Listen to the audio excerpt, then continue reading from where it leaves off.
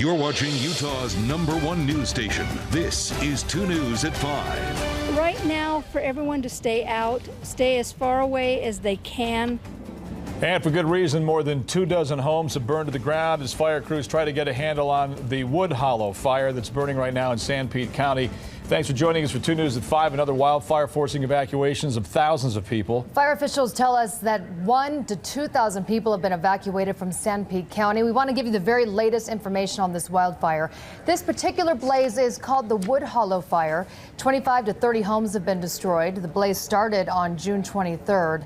It has gobbled up close to 37,000 acres. Only 10% of the flames are contained, and the cause of the fire is still under investigation. All right, we've got team coverage of this wildfire for you. Roxanne Bionuku, unfortunately, spoke with a family that lost everything in the flames. Dan Rascon with the latest efforts to put out the blaze. And Lindsay Storrs has a look at what this weather will do to hinder firefighters' efforts. Roxanne, we want to begin with you. You spoke with a family whose home was destroyed by this fire. I did, Sean. I spoke with a couple of families actually, and we're starting to see more and more families coming out of the woodwork, people who've lost everything. It's absolutely devastating. The official numbers say 25 to 30 homes and structures destroyed in this fire, but as we talk to these folks who managed to get up into their neighborhoods, they're telling us they are seeing a whole lot more homes burned than that. One of the families we talked with had actually left their home to get out and try to help some of the other people get out of their houses, and in the process, they lost absolutely everything. I need a hair. Dave and Janice Taylor make their home in a room at the Horseshoe Mountain Lodge. Yeah, we might. It's the only home they have left. At first, you're just, there's always hope until you see it. Dave Taylor works with Sanpete County Search and Rescue. When the fire started, Dave and Janice went to help. When we were called to come and take over and handle security, we left everything. We had to walk away, and they came back to this. It kind of looks like maybe a picture of the moon. There's nothing. Nothing at all. All that's left of their home. Something that we built together. We did what? About 99% of the work on it. So you did 99%, I watched. They watched fire take it all away. We got nothing. What we have on. A new pair of jeans. That's what we have. Dozens more survey their losses. He spent 2 years up here just living in a little trailer while he built his place. The Lance family lost their cabin. My husband didn't have any insurance on it, and so it's a total loss. They don't know how they'll ever rebuild. It's just amazing. But in all the loss, there is gratitude. The Taylors lost their home, precious possessions, family pictures. We have the memories, we just don't have the paper that they're on. But they always have each other. So we have everything. We have all our blessings. So amazed by those people and their attitude. I mean, Janice Taylor sat there wearing a pair of shoes that someone had given to her. They literally left their homes with what they had on their backs, and that's all they have at this point. Now, we understand that the sheriff's office plans to escort some of the families up into the areas that burned and let them get a look at what they've lost. Meantime, the evacuation orders stand. You can see why still that fire burning heavily behind us. And, you know, the Red Cross is still taking the evacuees at the North Sanpete High School. Thousands of people still out of their homes tonight, and we fear dozens of them, maybe more, have lost their homes. Back to you. Yeah. Boy, that couple sure gives you perspective. You think you're having a bad day, and you see how they're handling the devastation of that, and it's really inspiring. Yeah, amazing people.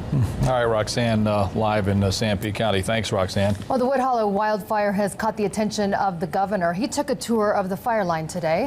To say the least, he's got some real concerns about safety during this very dry and windy fire season.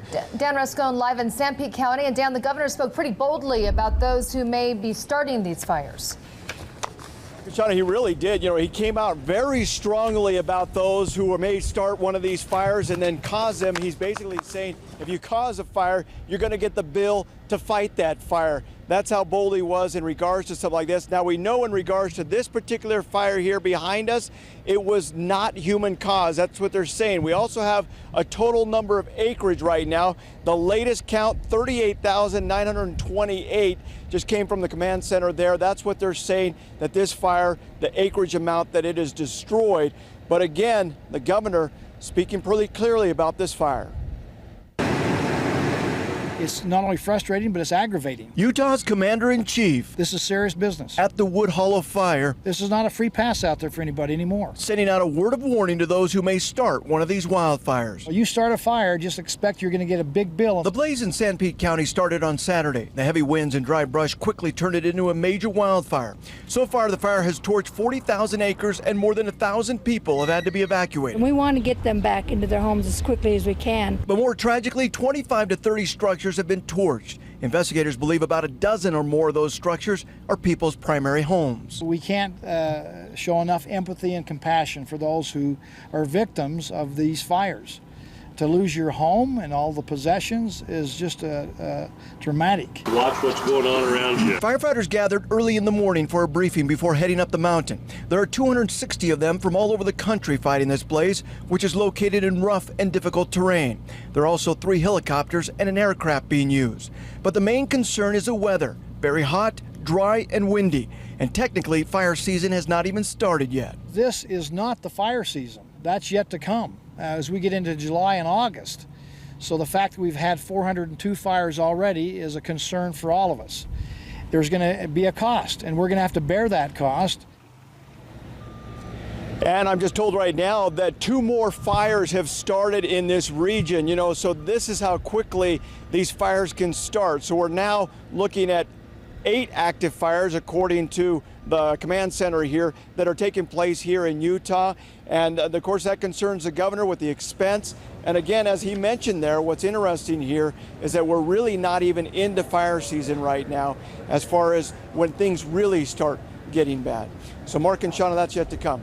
Back to you guys in the studio. All right, Dan, we've been warned. Thanks so much. Yeah, there is a reason we've got this early start to all this. Mild winter, dry summer, some very dangerous fires out there. And Mother Nature may make things worse before she makes things better. Lindsay, lightning could be ahead and cause some serious problems. Yeah, not only do we have the wind and the hot temperatures and those very dry grasses and trees, but now we're adding some dry thunderstorms on top of it as well, and I'll get to that in just a second. Wanted to show you our WeatherBug station from Moroni, which is very close to the Wood Hollow fire. Gusts today up to 27. You can see that right now the winds have calmed down, giving the firefighters a little break for the time being, but generally throughout the day they've been 10 to 20 miles per hour with a few gusts higher than that. Wind advisories have been issued for much of western Utah and eastern Nevada. Those go through 10 o'clock tonight for the shaded areas you see here. In this region we could see anywhere between 25 to 35 mile per hour winds with gusts as high as possibly 45 or even 50 miles per hour. As I mentioned, we are now adding thunderstorms on top of this. Radar is picking up on a little bit of precipitation falling from these thunderstorms, but I've been checking our WeatherBug stations from around this region, and only one of them has reported any precipitation. So most of what you're seeing here is not reaching the ground. What these thunderstorms are producing, very gusty winds and more lightning, as Mark and Shauna mentioned, that because of that, red flag warnings extended through Tuesday evening now, Mark and Shauna, at 9 p.m. So the fire danger will continue for the near future. Wow, we got to be really careful out there. Yes, we do. Lindsay, thanks.